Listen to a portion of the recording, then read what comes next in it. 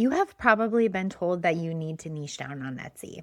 You might have even heard that you need a separate shop for every different product that you sell to a different target buyer, or that selling more than one type of thing could hurt your shop, or that you need to very carefully craft your buyer journey on Etsy in order to convert. And if you have been stressing that your shop is too broad, I want to give you the actual answer today. Because most of what you've heard about niching down on Etsy is not how the platform actually works. Hi, I'm Sarah, and I help Etsy sellers build consistent search-driven traffic on Etsy without social media or paid ads.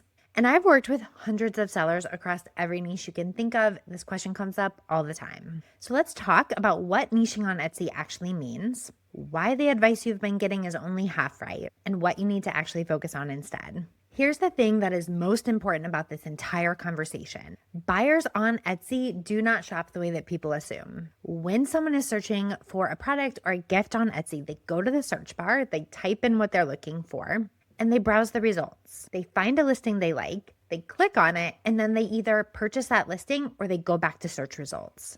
And that is the entire buyer journey for the overwhelming majority of the visits and the purchases that take place on Etsy as a platform. Less than 1% of the people who see one of your listings ever go to visit your shop homepage.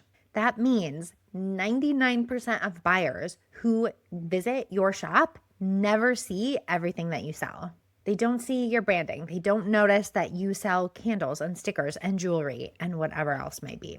They found the thing that they were looking for, and then they either buy that thing or they don't, and they go back to the search results and look at your competitors. So the idea that having multiple product types in your shop is going to confuse buyers or send them down the wrong journey in some way, it just doesn't work that way. Buyers are not browsing your shop, they're finding your listings. Now, the other half of the niche down argument is normally referencing the Etsy algorithm. And it's the idea that having a scattered shop either hurts you in the algorithm or confuses the algorithm in some way. And that's not quite right either. Etsy does not penalize you for selling multiple types of products, even if the buyers are super different. What Etsy responds to is having depth in one particular product line over time. The more listings you have that target these certain keywords in your product line, the more information you're giving Etsy that you are important for those particular keywords for that particular product line. And the faster you'll build authority for them and show up for those searches. So a shop that sells maybe candles and wedding stationery is not being hurt by having both.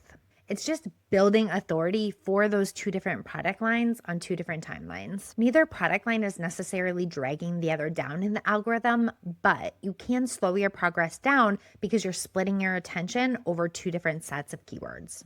So here is the real answer to this question. You do not need one niche and one niche only for your Etsy shop.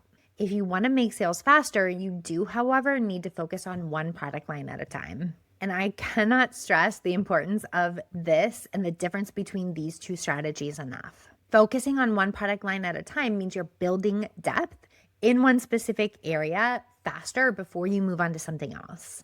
You are adding listings, you're building authority, you're building depth in one area as efficiently as possible.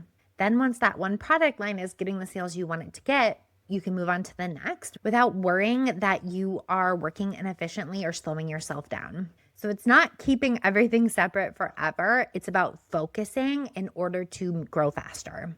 So if you've ever been told that you need to split up your shop or start over because you're selling too many things, it's not true. You just need a plan for what product line you're focusing on first. If you already have an Etsy shop and you're trying to figure out where to focus next, I want you to head on over to the description of this video and check out my free Etsy sales audit. This is a workbook that walks you through how to look at your own shop data and identify exactly where to put your energy next. It'll take you 10 minutes to come up with a custom plan built just for your shop. The link is in the description below. Okay, I do want to give you one scenario where having separate shops could make sense because I very rarely recommend that, except for in these certain cases. If you are selling products that might be considered offensive to the other set of products in your shop. So, for example, if you're selling child's products and very adult themed products, yes, it 100% might make sense to split those products up into two different shops. And it's not because of the algorithm, but it's because of the brand experience and the buyer experience. But that is a super specific, very practical situation that 99% of you are not in. If you just have two very different buyers, but they're not going to be offended by the products in your shop, it's not worth splitting them up. It just doubles your workload or more for no meaningful benefits. Now I want you to drop a comment below and tell me what product lines you're thinking of selling. If you are trying to decide whether to keep them together or to split them up, let me know and I'll help you make the decision.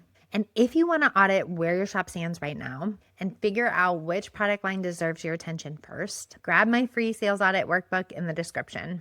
Thanks so much for watching and make sure to subscribe so you do not miss any more tips and tricks.